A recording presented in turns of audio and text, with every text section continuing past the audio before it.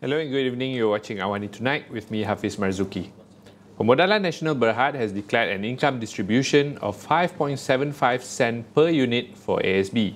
The 10.1 billion ringgit total payout by PNB's wholly owned unit trust management company, Amanah Saham Nasional Berhad or ASNB, will benefit 11.1 million unit holders, its strongest dividend distribution over the last 5 years. The 5.75 sen per unit dividend payout is significantly higher than the 5.25 sen per unit paid in 2023. This brings the total dividend distributed to ASB unit holders since inception at 196.5 billion ringgit. PNB Group Chairman Raja Tan Sri Arshad Raja Tun Uda attributed the improved performance to PNB's asset diversification strategy and strong Malaysian equity markets, supported by robust economic growth and a strengthening ringgit. He added that despite geopolitical tensions and global trade challenges, Malaysia's positive macroeconomic outlook is driven by strong domestic demand, stable interest rates, and increased foreign investment. 13 men has been arrested for allegedly committing online sexual offences involving child sexual abuse material or CSAM through Oppedo. Inspector General of Police Tan Sri Razaruddin Hussein says inspections of the suspects' devices uncovered around 40,000 CSAM and pornographic materials.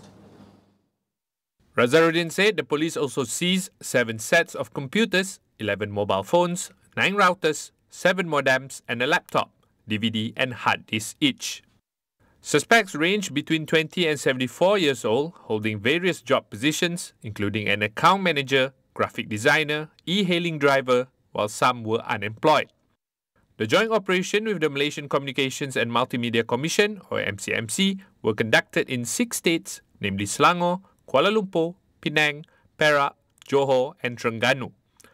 The 13 suspects face charges under Section 10 of the Sexual Offences Against Children Act 2017, which carries up to 15 years in prison and at least 3 strokes of caning. They are also investigated under Section 292 of the Penal Code for possession of obscene material, punishable by up to 3 years in prison, a fine or both. 11 of the suspects were remanded between 1 and 4 days, while the other 2 were released on bail. Malaysia recorded 5.74 million graduates in 2023, marking a 4.2% increase from the year before. According to the Statistics Department, over 2/3 of these graduates went on to be employed in skilled occupations. Chief Statistician Datuk Seri Muhammad Uzir Mahidin attributed the growth to the positive economic and labour market environment throughout 2023. He noted that graduates made up 22.3% of the working age population aged 15 and above. Of the total graduates, 4.92 million were active in the labour force, with degree holders comprising 54.5% and diploma holders accounting for 45.6%. By economic sector, majority of the graduates were employed in the services industry, followed by manufacturing, construction, agriculture, mining and quarrying. Muhammad Uzir added that higher earnings were recorded for graduates in 2023, with the average monthly salaries and wages for full-time equivalent principal occupations rose by 3.4% to 4,409 ringgit.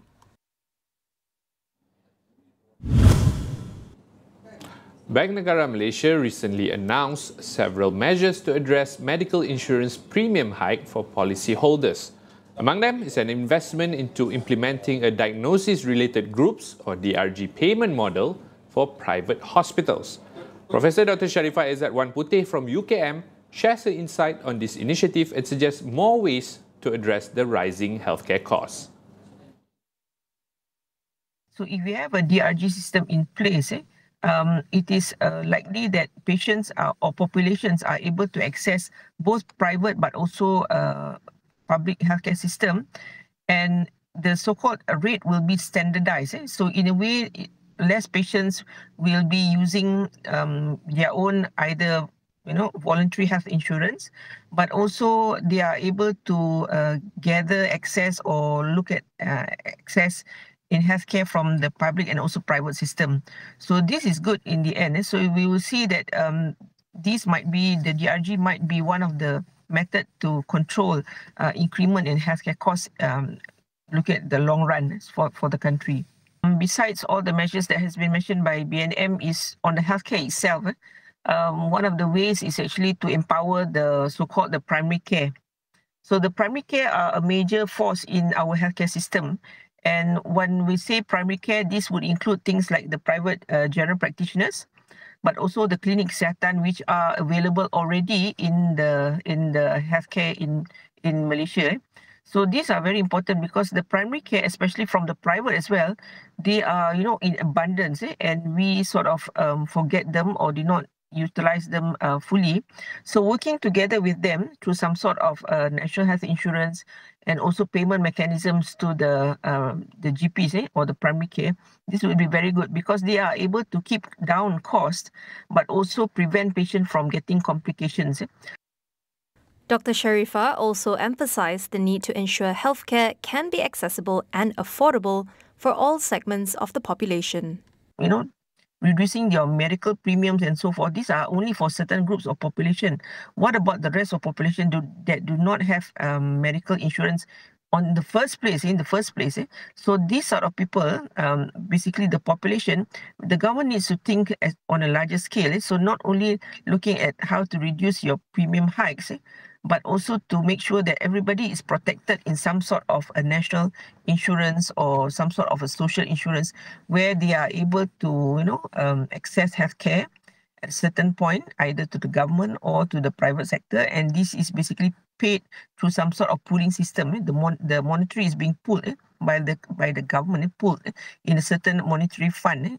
So this is important. A lot of countries have actually done that, even in Asian countries, things like Thailand, Indonesia, and so forth. So I think if we focus just on our tax base, we are going to run dry, but also, we are not able to provide very good, extensive quality care to the mass population because of this, rising healthcare costs in general. So this is not sustainable in the long run. We'll go for a short break. Stay with us.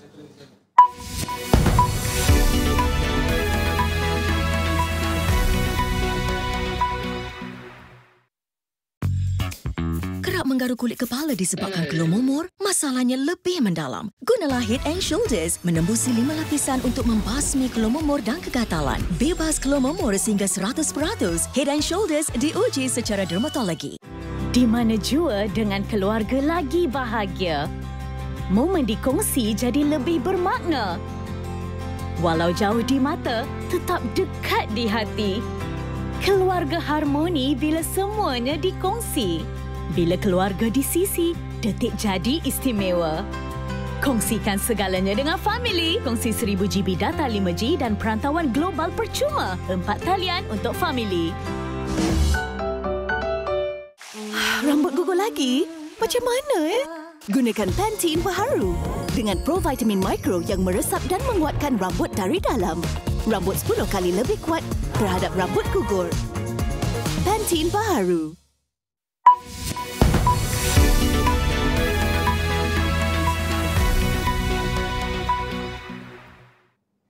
Welcome back. A 33-year-old man faces murder and arson charges for allegedly setting a woman on fire on a New York City subway.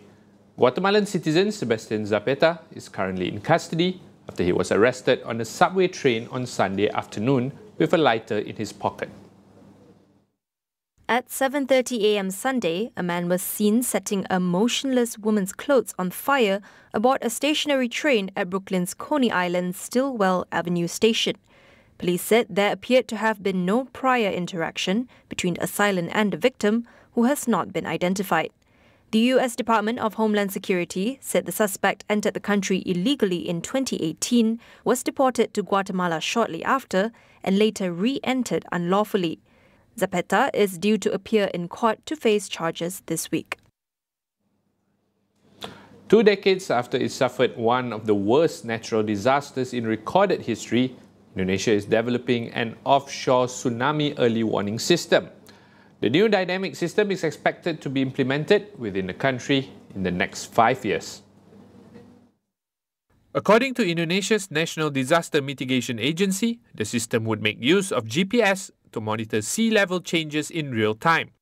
A powerful 9.1 magnitude earthquake in the Indian Ocean triggered a massive tsunami on December 26, 2004, killing around 230,000 people across more than a dozen countries. Indonesia suffered the highest number of casualties, with the province of Aceh alone losing over 126,000 lives.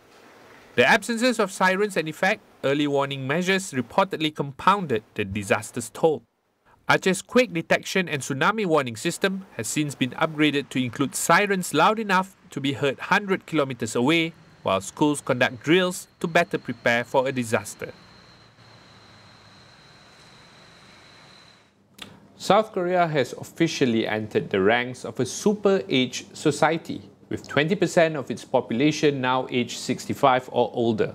The fourth largest economy in Asia recorded just 0.7 births per woman as of late last year, one of the lowest birth rates in the world. The current figure falls far below the replacement rate of 2.1 needed to sustain the current population. Official data show that senior citizens account for 10 million of South Korea's 51.2 million registered population, placing it alongside Japan, Germany and France as a super-aged society. It marks a significant shift since 2008, when the elderly population was less than 5 million. In response, the government has invested billions in initiatives to encourage more births, including offering subsidies for egg freezing. Despite such efforts, results have been underwhelming, and projections indicate that the population would decline to 39 million by 2067, with a median age of 62. This Christmas Eve, a NASA spacecraft is attempting to make history with a record-breaking approach to the Sun. The Parker Solar Probe will come within 6.2 million kilometers of the Sun's surface, more than 7 times closer than any previous mission. The uncrewed spacecraft would fly at 692,000 kilometers per hour, a speed fast enough to reach Tokyo, Japan from Washington, D.C. in under a minute. It would also endure temperatures of 1,400 degrees Celsius and intense radiation capable of damaging its onboard electronics. During its flyby, the probe would lose communication for several days, but scientists anticipate receiving a signal on December 27th to confirm its survival. The mission aims to deepen our understanding of how the Sun operates. In December 2021, the Parker Solar Probe became the first spacecraft to reportedly touch the Sun by successfully flying through the star's corona or upper atmosphere to sample particles. The current endeavour marks the culmination of a journey that began on August 12, 2018, when the probe was first launched. Eva and Luna, two rare 3-year-old golden tigers, have stolen the spotlight at the Chiang Mai Night Safari in Thailand. Born in captivity, the twin sisters made their debut at the zoo in June, quickly becoming an internet sensation and luring global visitors. The sisters' addition to the Tiger Show at the zoo has also sent ticket sales soaring, with the 500-seat stadium selling out for every performance 4 days a week. According to Thai National Parks, the golden tabby is a Bengal tiger variation caused by recessive genes, featuring light gold fur, pale legs and faint orange stripes. With only a handful left globally, golden tigers are critically endangered and mostly live in controlled environments like zoos. Prior to the tigresses, another Thai zoo south of capital Bangkok drew thousands of visitors with another internet animal sensation, a baby hippo called Mu Deng.